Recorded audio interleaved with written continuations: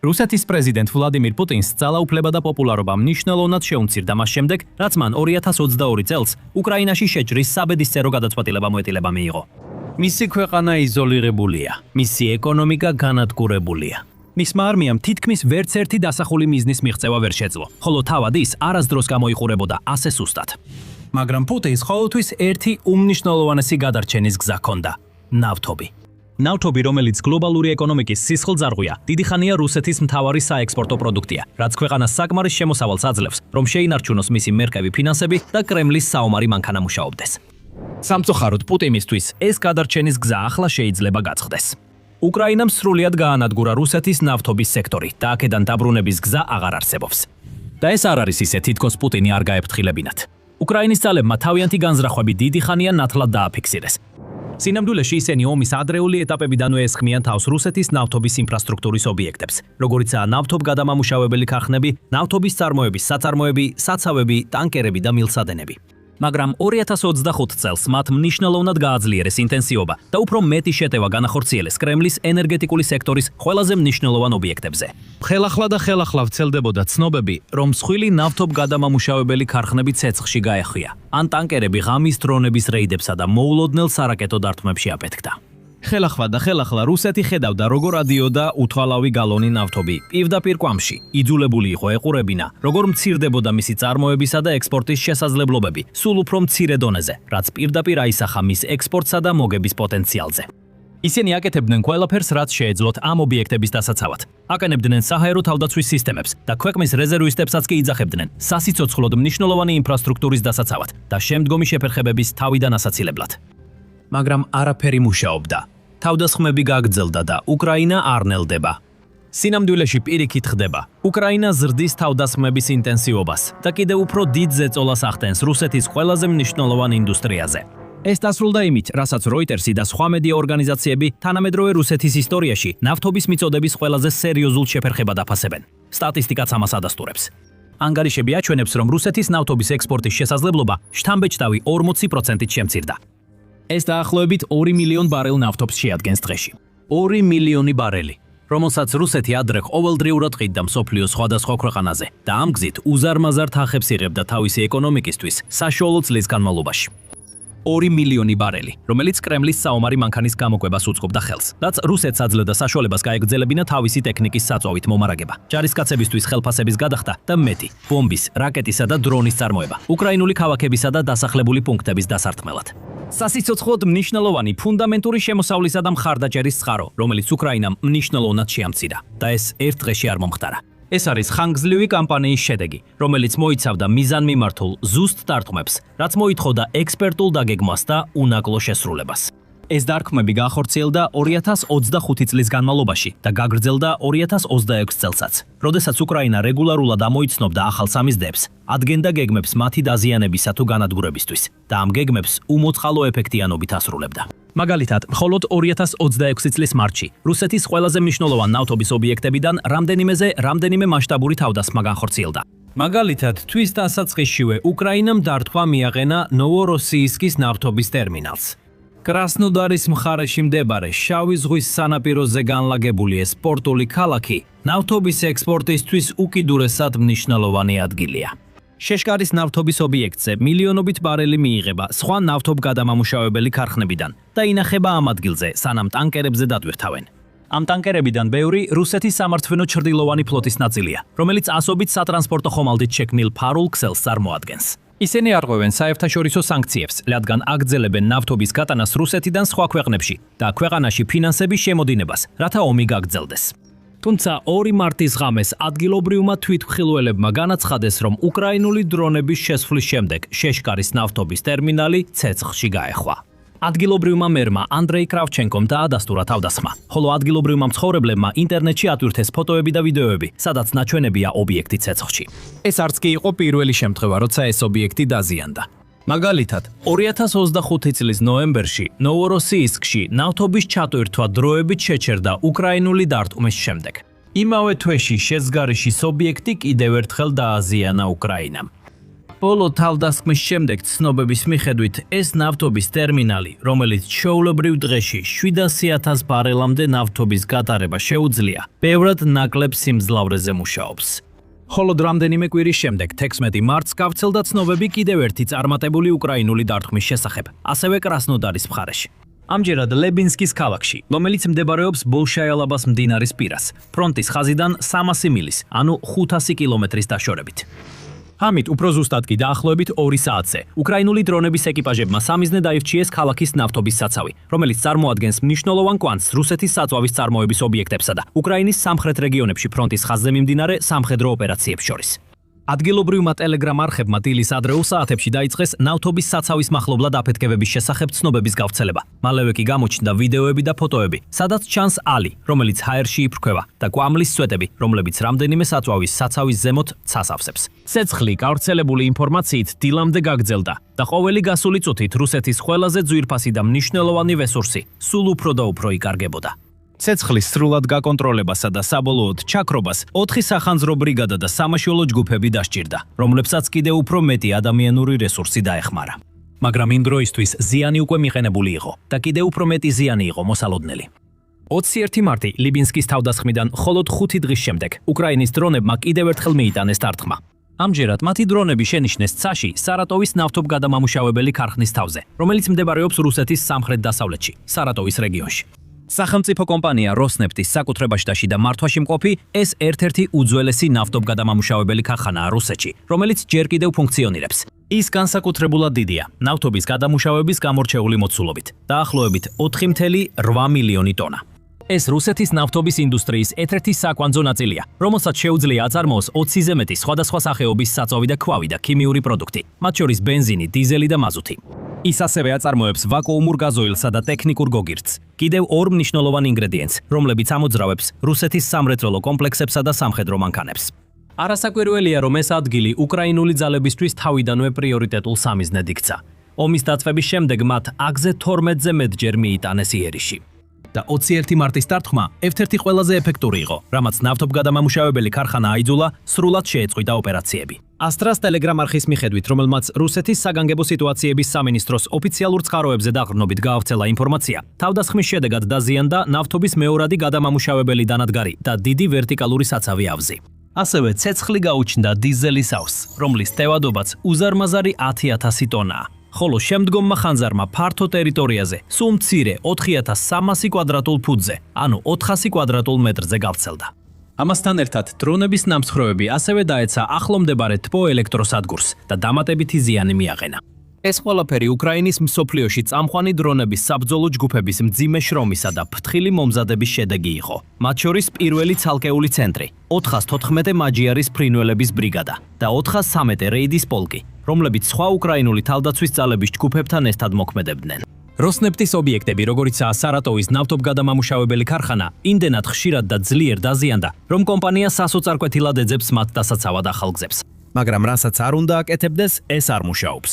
არაფერი ჩანს, რომ შეძლებს უკრაინის დრონების შეჩერებას, რომლებიც როგორც ჩანს, ნებისმიერ ადგილას და ნებისმიერ დროს შეიძლება დაარტყან. მათ შორის ისეთ ადგილებში, რომლებიც ასობით მილის სიღრმეშია რუსეთის ტერიტორიაზე და თეორიულად უსაფრთხოდ უნდა იყოს მიჩნეული. და ყველაზე ცუდი, რუსეთს ჯერ კიდევ წინ ჰქონდა, რადგან 2026 წლის მარტის ბოლო კვირებში კიდევ რამდენიმე დარტყმა იყო მოსალოდნელი. ისინი კიდევ უფრო მასშტაბური და დამანგრეველი იყო, ვიდრე მანამდე მომხდარი დარტყმები, რის შედეგადაც ქვეყნის ნავთობის ინდუსტრია ბოლო წლების განმავლობაში ყველაზე სახიფათო მდგომარეობაში აღმოჩნდა. მაგრამ სანამ ამაზე უფრო დეტალურად ვისაუბრებთ, თქვენ უყურებთ The Military Shows და თუ ჯერ არ გაქვთ გამოწერა, ახლა საუკეთესო დროა ამისთვის. მარტის ბოლოსთვის რუსეთი შოკში იყო.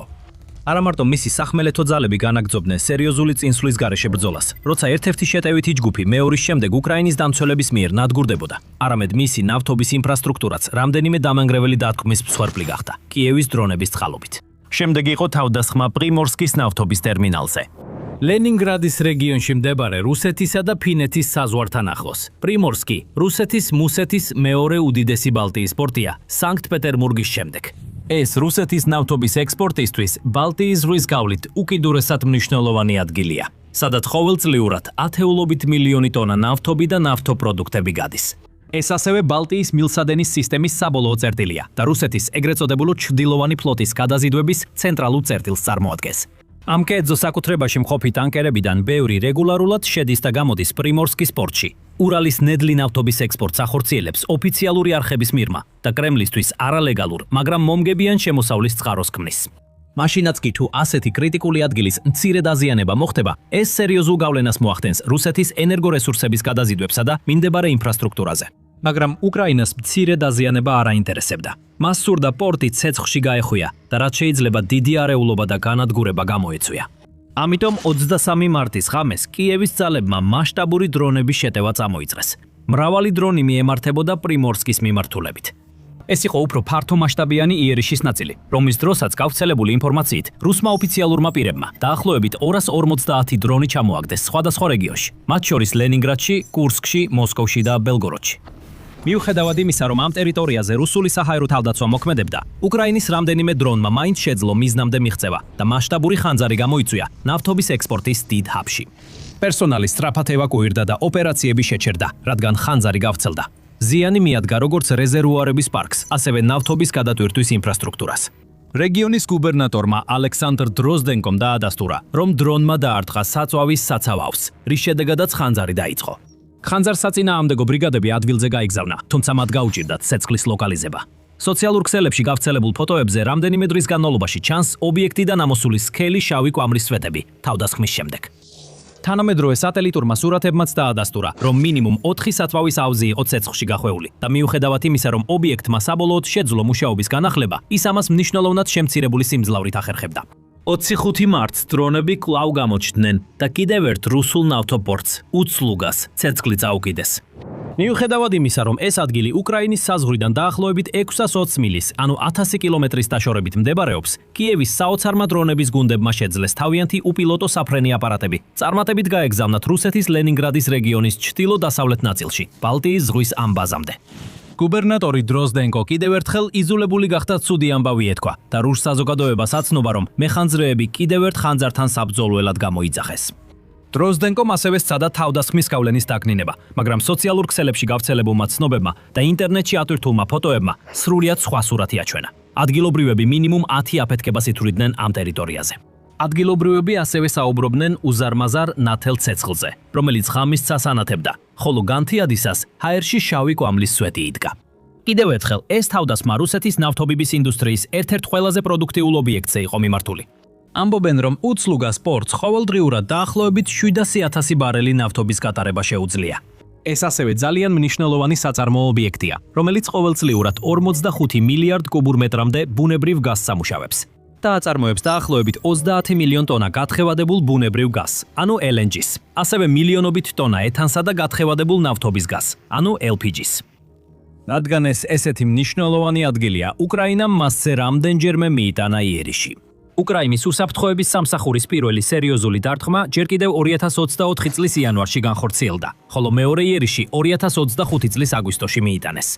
2026 წლის მარტის იერიში ამ არაერთხელ დაზარალებული ობიექტისთვის მხოლოდ ბოლო დამანგრეველი დარტყმა, სხვადასხვა წყაროების მიხედვით. მთელი ტერმინალი, რომელიც ასევე ექსპორტზე სხვა საქონელსაც, ქვანახშირს, მარცვლეულს და სასუქს უშვებს, მთლიანად უნდა დაებლოკათ და დაეხურათ, სანამ მეხანძრეები ხანძარს ებრძოდნენ. შემდგომ დღეებში ოფიციალური პირები ცდილობდნენ პორტის აღდგენას და ამუშავებას, თუმცა შესაძლოა საკმაოდ დიდი დრო გავიდეს, სანამ ის ოპერირების მაქსიმალურ სიმძლავრეს მიუახლოვდება. და ლენინგრადის რეგიონის ნავთობის კოშმარი ჯერ კიდევ არ დასრულებულა. 26 მარტს კიდევ ერთი მასშტაბური დრონების შეტევა მოხდა.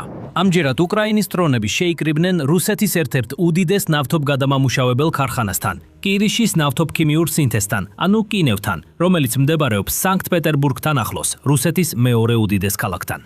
ეს ქარხანა ეკუთვნის რუსეთის კიდევ ერთ წამყვან გაზის კომპანიას და ყოველწლიურად შეუძლია 20 მილიონი ტონა ნავთობის გადამუშავება, რაც მას მთელ ქვეყანაში გადამუშავების მოცულობით მეორე უდიდეს ნავთობგადამამუშავებელ ქარხნად აქცევს. ის აწარმოებს საწვავისა და ნავთობქიმიური პროდუქტების კოლოსალურ რაოდენობას, რომლებიც გამოიყენება როგორც რუსეთის შიგნით, ასევე იგზავნება სავაჭრო პარტნიორებთან მსოფლიოს. მარტის 26 20-ზე მეტმა უკრაინულმა დრონმა დაარტყა კრიტიკულ ინფრასტრუქტურას, ამ ადგილას და მის გარშემო, რის გამოც რეგიონულ გუბერნატორ ალექსანდრ დროზდენკოს კიდევ ერთხელ მოუწია მიკროფონთან გამოსვლა და მომხდარის შესახებ ანგარიშის წარდგენა. როგორც რუსი გუბერნატორები ხშირად აკეთებენ ასეთ შემთხვევებში, დროზდენკომ სცადა ყურადღება დადებით მხარეებზე გაემახვილებინა. აღნიშნა, რომ რეგიონში საჰაერო თავდაცვის სისტემებმა წარმატებით მოიგერიეს სხვადასხვა უკრაინული დრონი და დაამატა, რომ სხერპლი არ დაფიქსირებულა. თუმცა მან აღიარა, რომ უსახელო სამრეწველო ზონას გარკვეული ზიანი მიადგა. და მიუხედავად იმისა, რომ რუსეთის თავდაცვის სამინისტრომ იმავე ღამეს დაახლოებით 125 უკრაინული ფიქსირებულ ფრთიანი დრონის ჩამოგდებით დაიკვეხნა, ქვეყანას ასევე მოუწია ფრენების შეჩერება მის რამდენიმე უმნიშვნელოვანეს აეროპორტში, მათ შორის მოსკოვის შერემეტიევასა და სანქტ-პეტერბურგის პულკოვოში. ასეთი თავდასხმები არ შეწყდება. სინამდვილეში კეხოლ ომი გაგრძელდება, ისინი უფრო ინტენსიური და დამანგრეველი გახდება. რადგან ომის პირველ დღეებში უკრაინას ბევრად უფრო მეტად უწევდა თავისი ტერიტორიის დაცვაზე და რუსეთის შეტევების მოგერიებაზე კონცენტრირება. მას არც დრო და არც რესურსები არ ჰქონდა კონტრშეტევებისთვის და არც ის საშუალებები გააჩნდა, რაც ახლა კი ეს სრულიად სხვა ისტორია. უკრაინამ სასწაულები მოახდინა თავისი თავდაცვის ინდუსტრიის ნულიდან განვითარების საქმეში. ასობით ახალი კომპანია გაჩნდა და საქმე შეუდგა. ახალი შორმანძილზე მოქმედი რაკეტებისა და ინოვაციური უპილოტო საფრენი აპარატების შექმნა, რომლებიც საკმარისად გამძლეა, რომ რუსული ინფრასტრუქტურა გაანადგუროს. ქვეყნის თავდაცვის ძალები ასევე ბევრად უფრო გამოცდილი გახდნენ ფრონტის ხაზზე რუსული შეტევების მოგერიებაში. აღმოაჩინეს და აითვისეს ეფექტური ტაქტიკები, როგორიცაა ეგრეთ წოდებული ბასეინის სისხლდენის სტრატეგია, როდესაც რუსული დანაყოფები მოტყუებით მიხავთ ნამდვილ სასიკვდილო ხაფანგებში და შემდეგ მათ ანადგურებენ დრონებისა და артиლერიის ცეცხლით მინდებარე ტერიტორიებიდან. ამან თავის მხრივ საბოლოოდ მისცა უკრაინის სამხედროებს საშუალება, რომ არა მხოლოდ დროდადრო მიეყენებინათ საპასუხო დარტყმები რუსეთზე, არამედ წამოეწყოთ კონცენტრირებული, კოორდინირებული ღრმა დარტყმების კამპანია კრემლის ყველაზე ღირებული ობიექტებისა და ინფრასტრუქტურის წინააღმდეგ. მილსადენები, ნავთობგადამამუშავებელი ქარხნები, ტანკერები, პორტები და სხვა ობიექტები სისტემატურად იძებნება, მიზანში იღებენ და ანადგურებენ. და მიუხედავად იმისა, რომ უკრაინას ჯერ კიდევ არ აქვს საკმარისი ცეცხლის ძალა ამ ობიექტების სრულად გასანადგურებლად, ნებისმიერი, თუნდაც უმცირესი ზიანი, მაინც ჯამში დიდ გავლენას ახდენს. ყოველი დრონი თავის როლს ასრულებს. თითოეული დარქმა მნიშვნელოვანია და ყოველი ხანძარი და აფეთქება რუსეთისთვის ზარალსა და საზრუნავს ნიშნავს.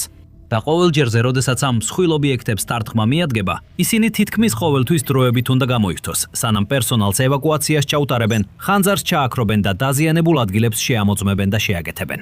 ასეთი დიდი ობიექტებისთვის თუნდაც რამდენიმე საათიანი გაჩერება მილიონობით დოლარის ზარალს იწვევს. ამიტომ, როდესაც უკრაინას შეუძლია რამდენიმე ნავთობგადამამუშავებელი ქარხანა რამდენიმე დღით გამოიხთოს, ეს მართლაც მნიშვნელოვანია. ეს პუტინსა და მის კრემლის თანამზრახველებს ყველაზე მტკივნეულ ადგილას ურტყამს, მათ საფულეებში. ამ თავდასხმებიდან თითოეული აზიანებს რუსეთის ეკონომიკას და კიდევ უფრო ართულებს იმ თანხების მოპოვებას, რაც ომის გასაგრძელებლად სჭირდებათ. და რადგან ქვეყანას უკვე გაწვევის პრობლემა აქვს, უფრო მეტ დანაკარგს განიცდის, ვიდრე შეუძლია გაუძვოს, თანაც ვერ ახერხებს რაიმე მნიშვნელოვან წარმატებას ადგილზე, პუტინის წინაშე მდგომი სიტუაცია სულ უფრო მძიმე ხდება. ის ჩარჩენილია ომში, რომლის მოგების შანსიც არ აქვს მოწინააღმდეგესთან, რომელიც ყოველდღიურად ძლიერდება. მისი ქვეყნის ეკონომიკა კი ნანგრევებშია. მისი ბევრი მოკავშირე თითქმის მიატოვა. საერთაშორისო საზოგადოება აგრძელებს მისი ხალხის იზოლირებას და მის ოლიგარქებს სჯის. და ერთადერთი გადარჩენის გზა, რომელსაც ასე სასოწარკვეთილად ეჭიდებოდა მთელი ამ დროის განმავლობაში, მისი აყვავებული ნავთობის ინდუსტრია ახლა ყველაზე სუსტ მდგომარეობაშია. უკრაინისთვის კი ნავთობის ინფრასტრუქტურაზე თავდასხმის ტაქტიკა უდავოდ ამართლებს. უკრაინის პრეზიდენტი ვლადიმირ ზელენსკი არაერთხელ ამტკიცებდა, რომ რუსეთის ნავთობის ინდუსტრიის განადგურება არის ყველაზე სწრაფი და ეფექტური გზა ამ ომის დასასრულებლად და მონაცემები ამტკიცებს, რომ ის მართალია. თუ უკრაინა შეძლებს მსგავსი თავდასხმების გაგრძელებას, ან კიდევ უფრო გააძლიერებს მათ დამატებითი დრონებით, ან თუნდაც რაკეტული დარტყმებით, პუტინს სხვა გზა აღარ დარჩება გარდა იმისა, რომ გაიყვანოს თავისი ჯარები, ან უყუროს როგორ იწვის მთელი მისი ქვეყანა. ახლა გაიგეთ მეტი იმის შესახებ, თუ რამდენად მძიმე გახდა ომი რუსეთისთვის, ამ ვიდეოში, რომელიც აჩვენებს, როგორ შემოატრიალა უკრაინამ სიტუაცია აგრესორის წინააღმდეგ და გამოარჩია კონფლიქტის ჯერჯერობით ერთ-ერთი ყველაზე მომაკვდინებელი და დამანგრეველი დღე. ან თუ გსურთ რაიმე განსხვავებული, ნახეთ ეს ვიდეო, რომელიც ასახავს, როგორ დაიწყო უკრაინამ ახალი თაობის სამეცნიერო ფანტასტიკის სტილის ჰუმანოიდი რობოტების გამოყენება ფრონტის ხაზზე ოპერაციების ფარგლებში. და ბოლოს, არ დაგავიწყდეთ გამოიწეროთ The Military Show, რათა მიიღოთ მეტი ბოლო წუთის სიახლე და სიღრმისეული ანალიზი სამხედრო საკაკითხებზე მთელ მსოფლიოში.